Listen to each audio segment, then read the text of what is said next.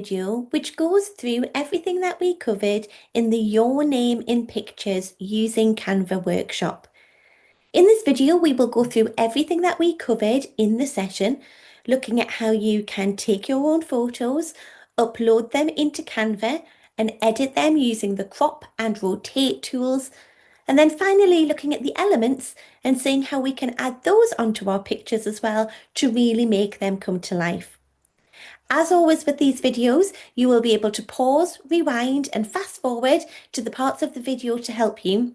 So let's get started and see how we can make your name in pictures.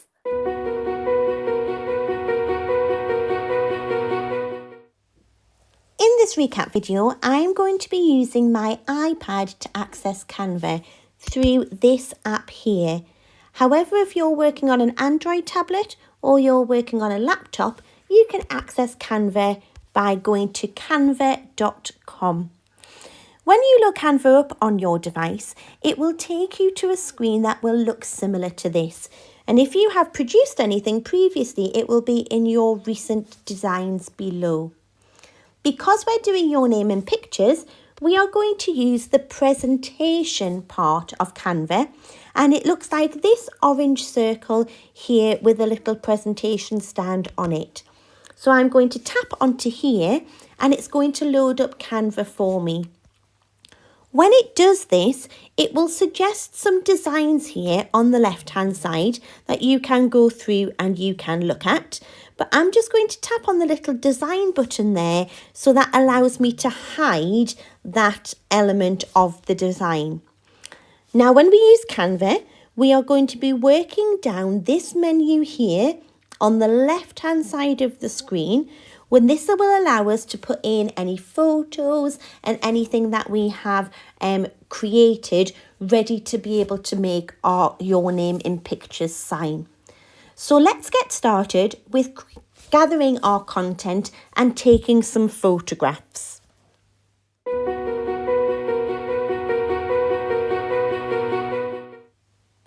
So at this point, it's handy to be able to use the camera on your device to be able to take photos of either letters that are already around in your environment or letters that haven't been printed but letters that you can see. So for example, if I just go into my photos here and have a look, it may be that you can see letters already around you. This is my little girl's bubble box and you can see it's got the letter D on, so I could use that if I wanted to. Or it may be that you have a book that you can take some of the letters from your name from that book. Or you may have a cushion, for example, that has some words on that you can use of those letters. Or it may be that you want to create some letters from some felt tip pens. So here I've made the letter H, or you can use the letter E. Or it may be that you can see a letter in a brand that you have. I use my remote control for the letter I because that's often handy to have. And I also could see a letter D in this mug that I have here.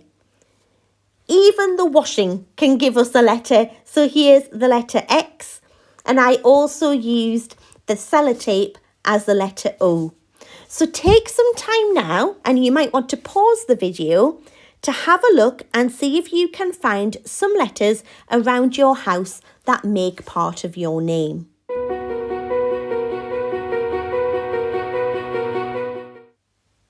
So once you've got your letters, let's look at how we can upload them into Canva. To do this, load up the Canva app and you will see we have our screen like we had before, our presentation. And we're just going to come to the left-hand side of the screen and look for this Uploads tool here. It looks like a cloud with an arrow. And if I tap on there, this brings us to all of the photos that have been uploaded previously into Canva. If you're doing this for the first time, there might be anything there. So we're just going to tap on the Upload File button and go to Photo Library. Now what you can do is you can tap on this photograph. Now you can just add one at a time, which is what I'm going to do. If you want to though, you can add multiple ones at the same time as well. So let me just tick on a few there to upload and press add. And what it then does is it then loads up all of those photos there to the left-hand side. Now remember, they're not on your presentation until you select them. So if I just scroll down now, you can see I have some multiples of pictures, which is fine. I'm just going to tap the 3 dots and say move to trash on the ones that I already have, because I don't want to have duplicates in there. So once you have got your photos uploaded, you can now start to then move them onto your screen. So let's have a look at the D for Daisy to start with. I've put the picture on there and that's come across, and I know it's selected because it has that purple line around it with those little white dots that we call handles. Those little white dots help me resize my image, but I don't want to be able to resize my image. I want to be able to crop it. And to do that, we are going to go to this tool here, which is the crop tool. If I tap on there, it then brings up a little menu down the side, and you can see now my handles have changed from dots to almost little white mouths. And if I tap on there and press crop, you will then see I can now move these little handles to be able to get rid of my picture. And if I then press done on the left hand side, this purple button, it will crop my picture and just leave me there with the D. So let me just do that again to show you. I'm going to choose a picture from the left hand side. It just drops across there. I'm going to come up to my crop tool, and then I'm just going to use my handles that I've changed into little mouths to then crop my image there. And when I'm happy, I can just press done. So let's add the rest of these pictures in, and then you can then resize and move these letters around. Now, if you want them all to be in a line, you can use these pink alignment lines. That can help. And you can also spin them by using this little tool here, which is your rotate button. And that allows you to change things. So if you want them to be on a little bit of an angle, you can do that. So let's start putting in all of our letters and see where we go to next. Now, it may be, once you've got all of your letters on your screen, that you want to get rid of certain parts of a picture. So, for example, if I tap on this little picture here, this is my D. It has the button of my kettle lit up in the background, and I don't really want it there. We can get rid of that by coming up to the top here and using the Edit button, which then brings me up some tools down the side. And the one I want to use for this one is on this top row here called Magic Eraser. It's the one with the chips. So if I just tap on there, it then brings that picture back into full screen. And I'm just going to change the size of my brush to make it a little bit smaller and zoom in on my picture. But I'm just going to rub over the top of what I want to delete. And then I press the purple erase button, and it will then get rid of that for me. There we go. And then if I just tap on the X, it will then put it back into my picture where I've done that there. So I'll just do that again. So if I go onto this picture here where it says my, if I tap on Edit and Magic Eraser, I'm just going to rub out the little bit where it says my, and then press the X at the top. And now when it goes there, it should, if I just go back to that and just rub the my bit and press erase, it should then get rid of that. So when it goes back to my picture, that's deleted. Now remember, if you've got pictures or you can't find any letters, what you might want to do is come to the elements part of the screen and tap on the elements button, which is a heart, a triangle, a square and a circle. And if I tap on there, I can search at the top by searching for the words letter and then the letter on the end. Now I'm going to change this to a Y and look for a letter Y. And I'm going to go to graphics and I'm going to choose this one here. So I'm going to tap on the one that I've put and just press the bin. And then move this one over here now. And then I can rotate it with that little button there. And I just think that looks so much better. So don't worry if you can't find the letters. You can come to Elements on the left-hand side, type in the word letter and then the letter that you're looking for, and then it will give you all of these different ones that you can then use. Once you've got your name there, let's see what we can do to make this look a little bit more interesting and special.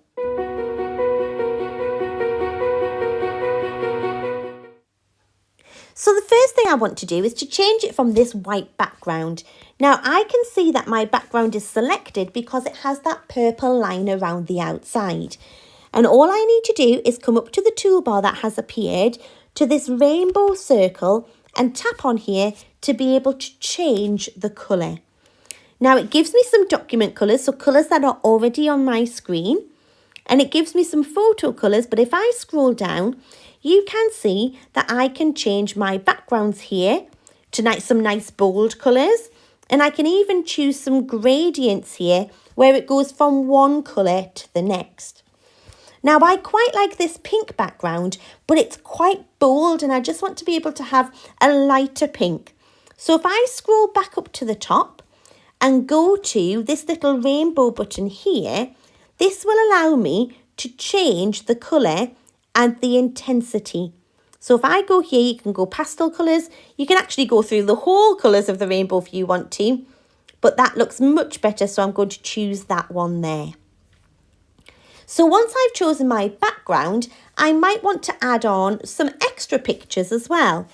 And just like we did for that letter Y, I'm just going to come back up to Elements and then choose some pictures that I think might be useful. So because my little girl's name is Daisy, let's search Daisy and see what it comes up with. And I'm going to go into graphics and have a look.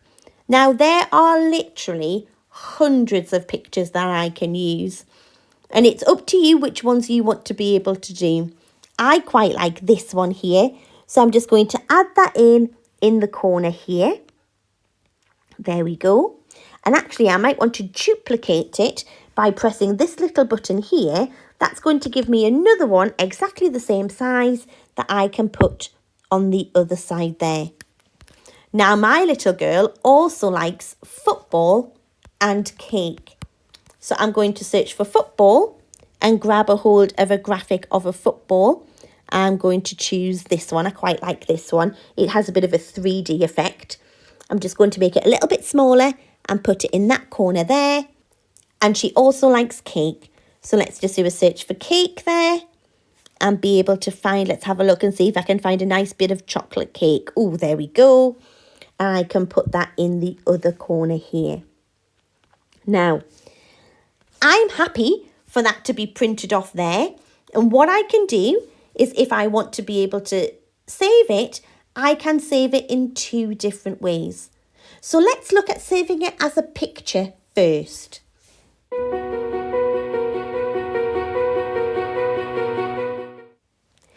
So to save as a picture, I come up to the top right-hand corner of my screen and tap on Share. It will then allow me to press the download button to be able to save it. Now at the minute it's telling me it wants to save it as a PDF, but what I want to be able to do is tap on where it says PDF and just choose the third one from the bottom that says PNG. I'm just selecting it there so that you can see it. If I tap on PNG and press that purple download button, it will then save that for me as an image onto my camera roll. Now, if I'm on a device like an iPad, it will tell me to save image and it saves it into my photo library. If you're on an Android tablet, it'll pop it into your file explorer. And if you're on a laptop, it'll pop it into your downloads. So depending on what device you're using, depends on where you're going to save it. And then if I just scroll out and come back to my photo library, I can see now, here is my picture that's saved. And it's saved as a picture that I can now send on an email or in a text message, or I can even print it off here then if we want to. But let's see if we can make this picture start to move and come to life.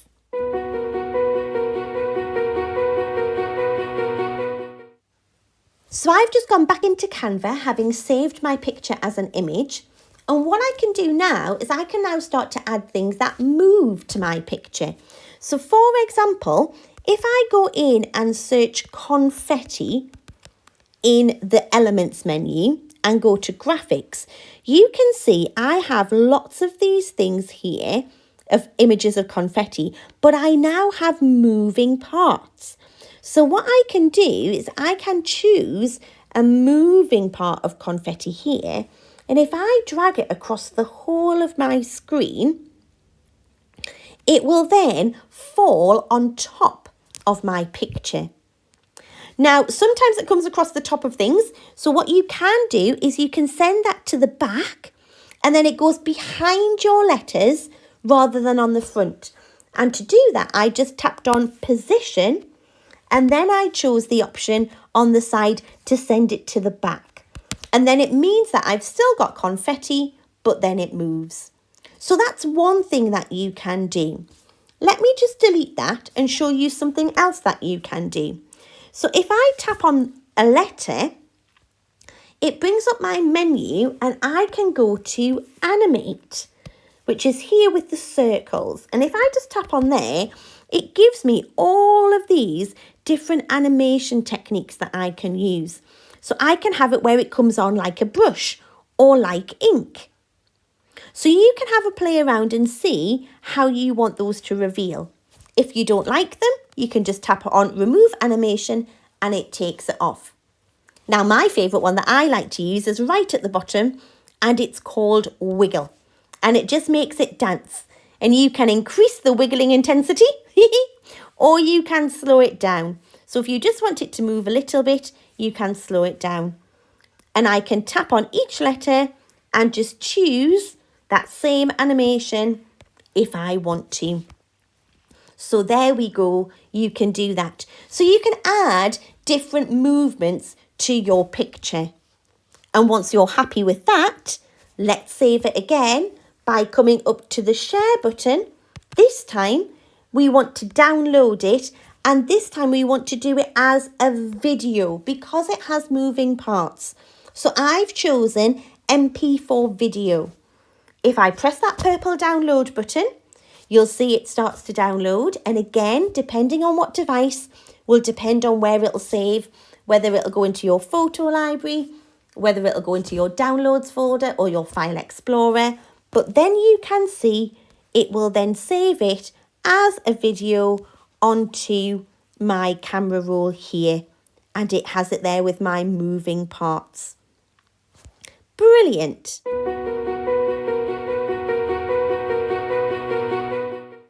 Now, the great thing, once you've checked it if it's in your photo library, is that Canva saves everything automatically. So we don't have to worry about saving it or doing anything like that. If I just come into the top left-hand corner of my screen, you can see 3 little lines here. And what that allows me to do is to just go back home. It puts me back to where we started and you can see that your designs are here. Now, all of them will come through with different names and this one is currently called Untitled Design. So what you might want to do is rename it so you know what it is. And then if you want to go in and change it, for example, you can just tap on it. It will then load it back up for you. And then if I wanted to put, for example, some confetti on the top, I can do that. Search for it and scroll down to the one that I had before, which was this one. And I'm just going to make it big so it goes over the whole screen. And remember, if you don't want it to go on the top, you can tap on position and center back and it puts all of that confetti then behind. Remember though, if you want that to then update so you have it, you will need to press the share button and download it again as a video so that it saves it on your device as the updated version. Canva saves everything automatically in the app and on the website, but if you want to have an updated hard copy, as we say, you would then need to go back in and save it again. And that's how you create your name in pictures on Canva. We hope you have found this recap video useful. If you would like to attend this session live, please visit our workshop page on the Discover Digital part of our Family Fund website, and you will be able to book a session that works best for you. And we really look forward to seeing you there.